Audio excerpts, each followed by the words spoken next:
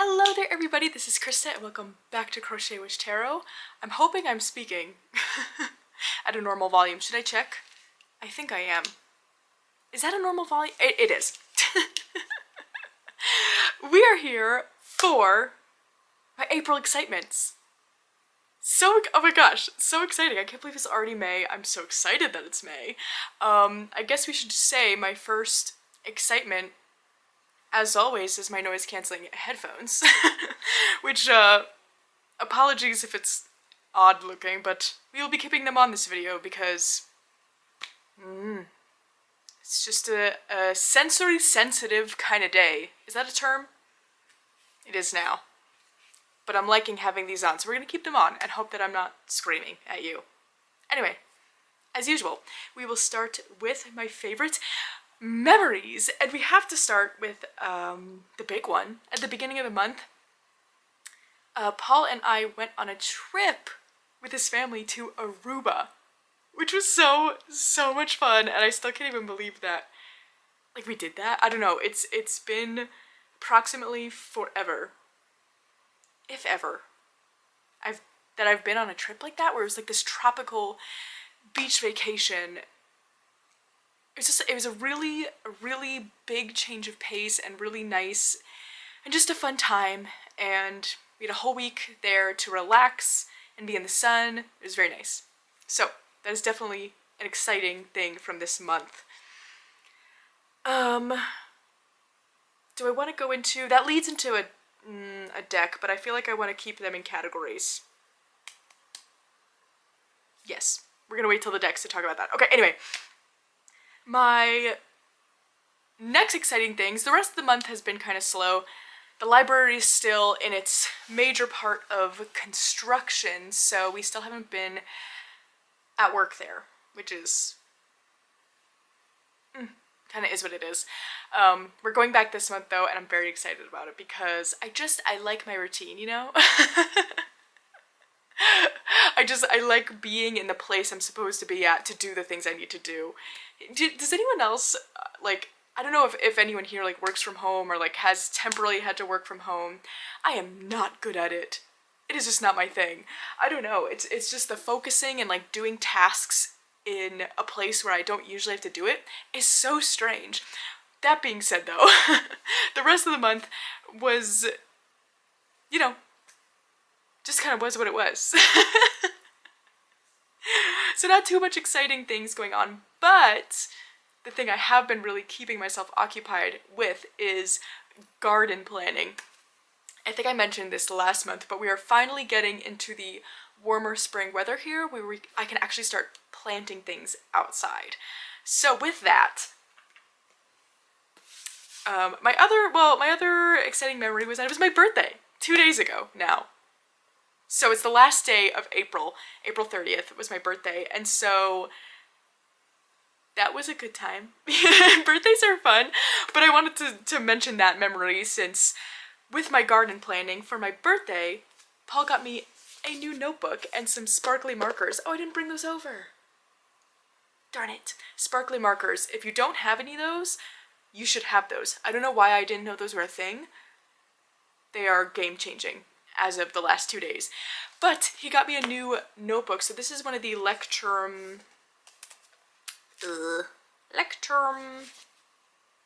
1917s.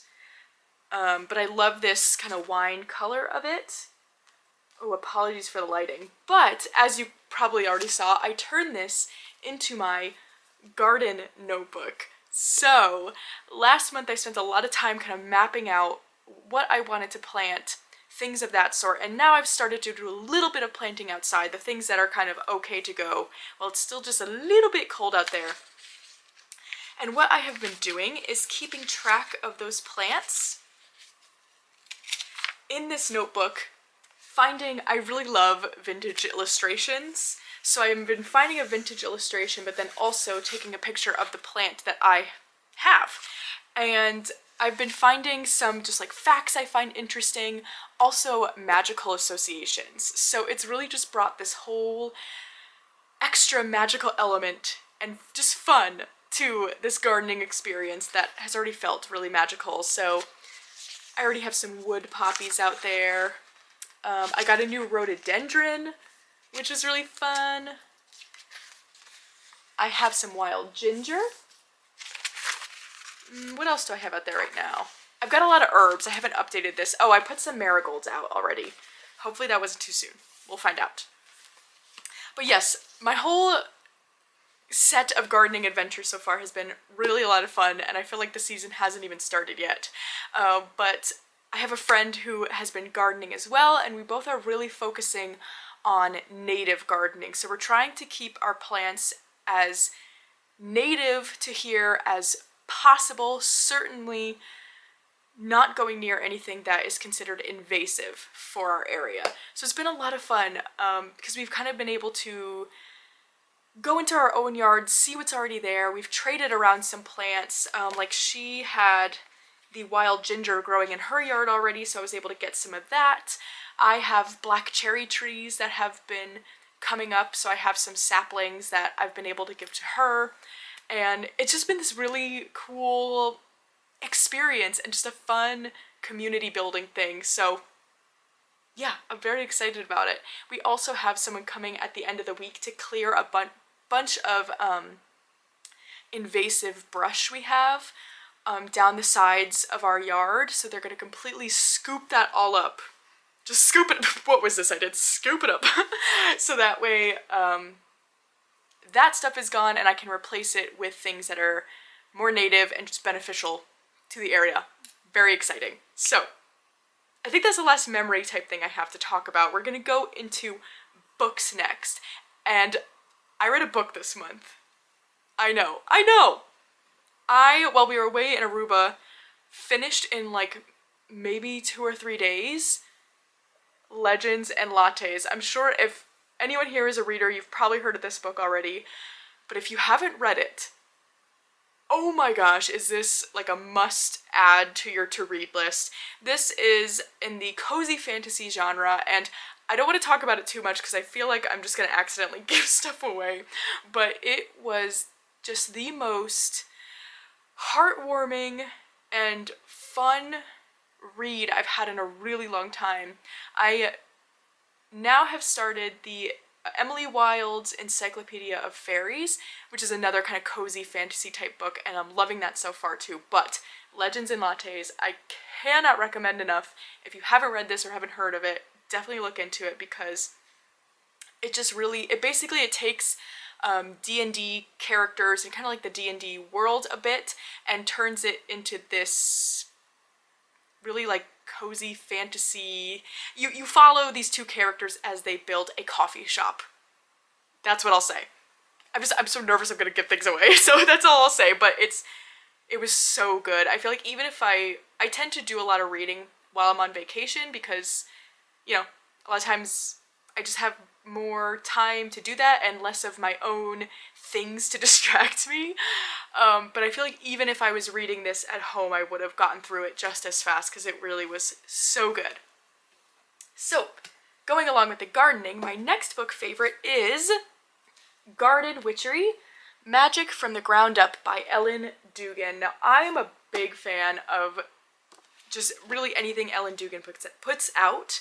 I only own one other of her books, which is Cottage Witchery, which is really, really fantastic. But I've been able to look through a couple others that I can get in at the library. But this one is really neat in terms of kind of garden planning, all the different possible associations you can look into with plants. Just has been really, really fascinating, and just a lot of things I've never thought of before, like taking into account, for example, deity associations. That is something new that I learned from this book that I never thought of before, and it's been a total rabbit hole I've gone down. That's been so much fun. But yes, this has been such a fun just book to go through while I've been doing some gardening. I feel like there's still, like, we've got planetary associations, color associations, all sorts of things you can sort of consider when planting a garden. And so, yeah, I've been really using this a lot. It's been a lot of fun.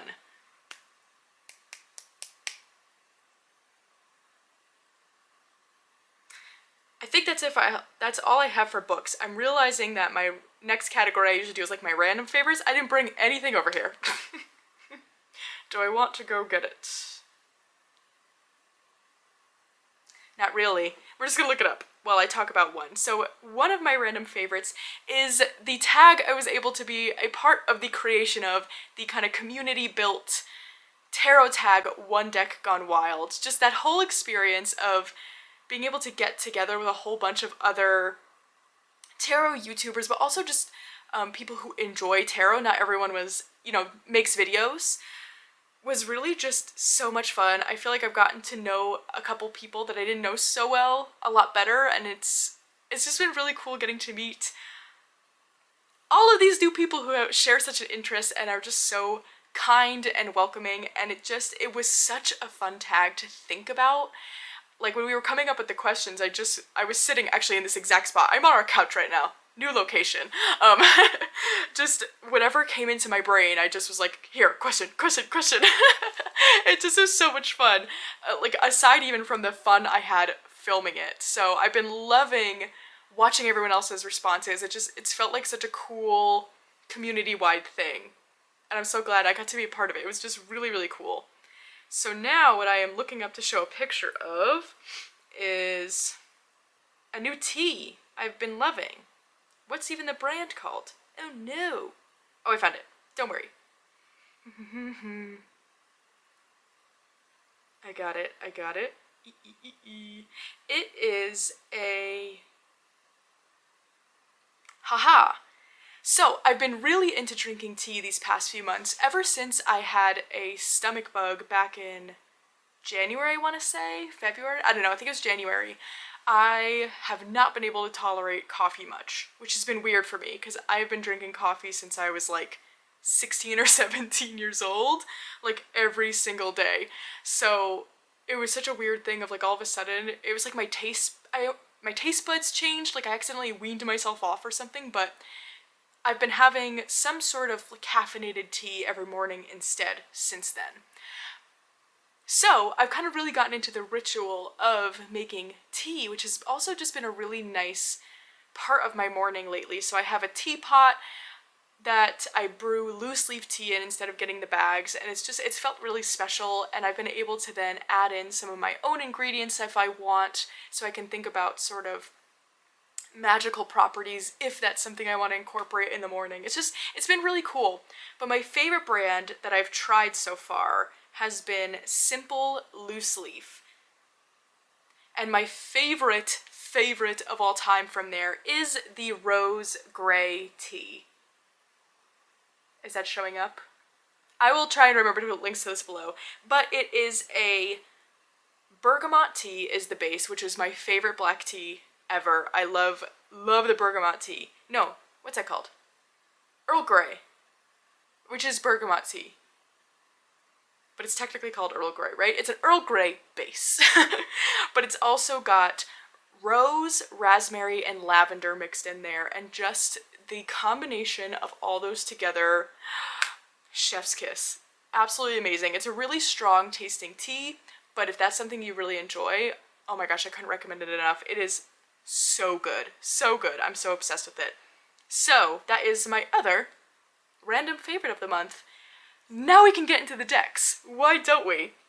So let's circle back to around to the deck that was a favorite of mine that I brought on vacation. Now, if you're interested in seeing everything I brought on the trip, I did actually post a video before we left showing everything I was bringing and sort of what I was thinking about. But the deck that really stood out to me from that trip was the Messages from the Mermaids by Karen K. Now, this is a mass market oracle from Hay House, and my friend Rachel loves the Karen K oracles, and so that's kind of where it was on my radar from. Ooh, excuse the glare. And I've always loved mermaids, but never really had a desire to connect with them before until this trip when I knew we were going to be right by the ocean. And oh my gosh, this deck was so good and so much fun to use by the beach. It really felt so connected to that energy for me. I love the images, I love the keywords, and also how big they are on the card. Oh my gosh, it just was so great for all of the tarots I brought. This paired so beautifully with. And I love the messages in the guidebook as well. This is one that I know I'm gonna use all summer, even while I'm not by the ocean, because I loved it that much. So that is the messages from the Mermaid's Oracle by Karen K, which got me down a Karen K rabbit hole. So of course, I also had to get the Oracle of the Fairies. Since I love doing work with fairies so much, it was one I had to try.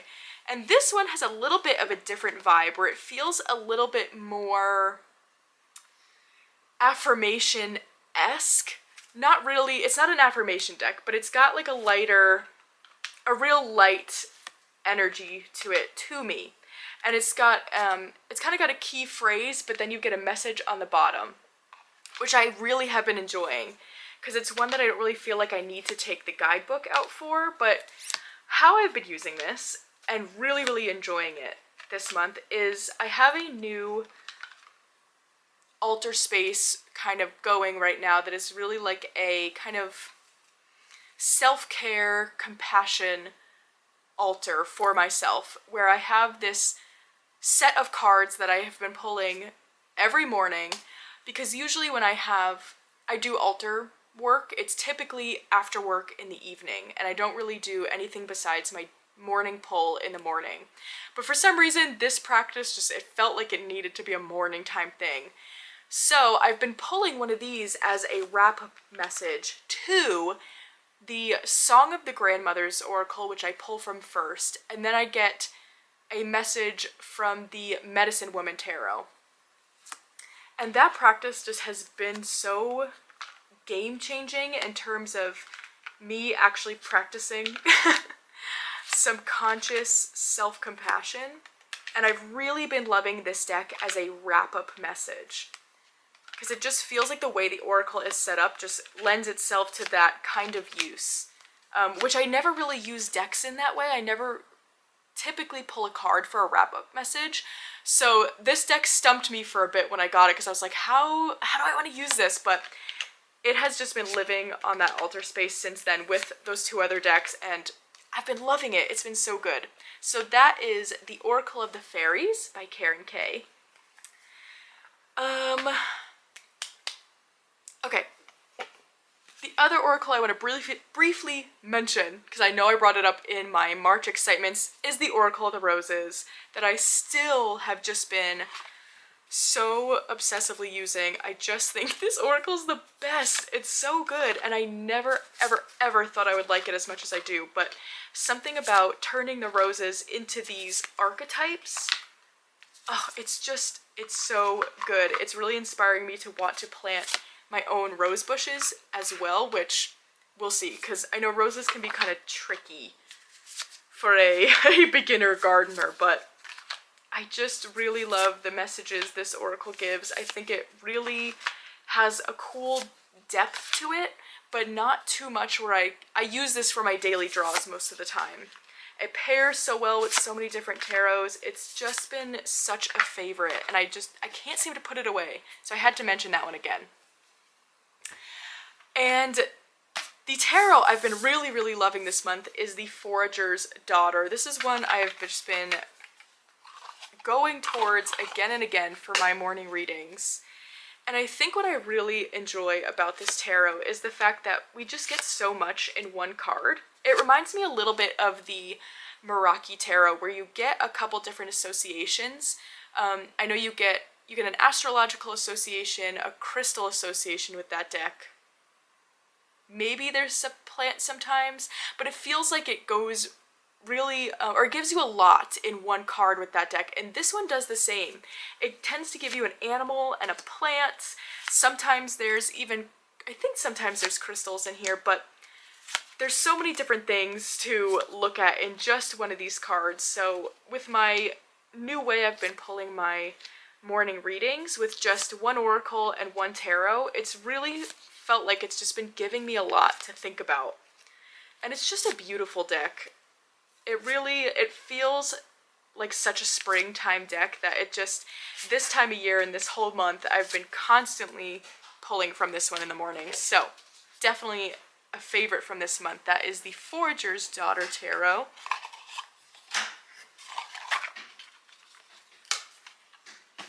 And last but not least, there is a pairing of decks I've been really enjoying lately, and that is the Seasons of the Witch Beltane Oracle with the La Flora Tarot.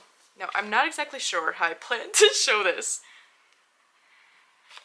but I've been pulling from the Seasons of the Witch Beltane quite often this month, as yesterday was Beltane.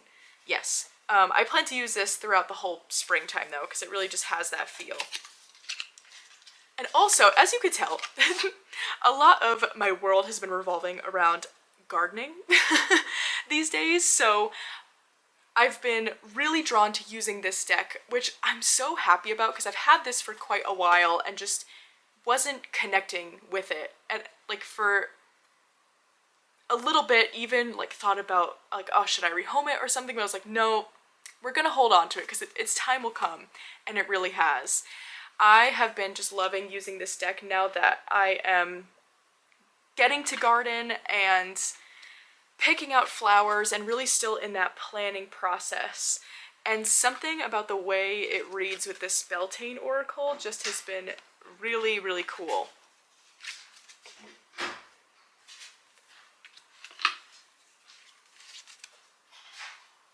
I don't know if they are really like the best aesthetically, now that I'm looking at it on camera, but I don't know, there's just something about it that I've really been enjoying. And I think what I also really like, specifically about this tarot, but the way it combines with this oracle, is it brings it to that kind of magical, divine type place, because I've started to see, actually, oh, here we go. There is the Flora card from the deck, which is supposed to be an image of the goddess Flora. And now that I've been really kind of leaning into that energy, I'm starting to see this tarot as a way of connecting with that sort of springtime divine energy. So that's what I've been using these decks together for, which has really just changed the game for the both of them. And it's just been such a nice practice. I bring these outside, and that's where I like to pull from these cards, and it's just felt really special and just, I don't know, cool. It's been really cool. So, those are definite favorites from this month, and I think that is the last thing I have to share with you today. So, I hope you all had a fabulous April as well. I would love to hear about your favorite things of the month, what favorite decks you had, or just anything that was a favorite from this month.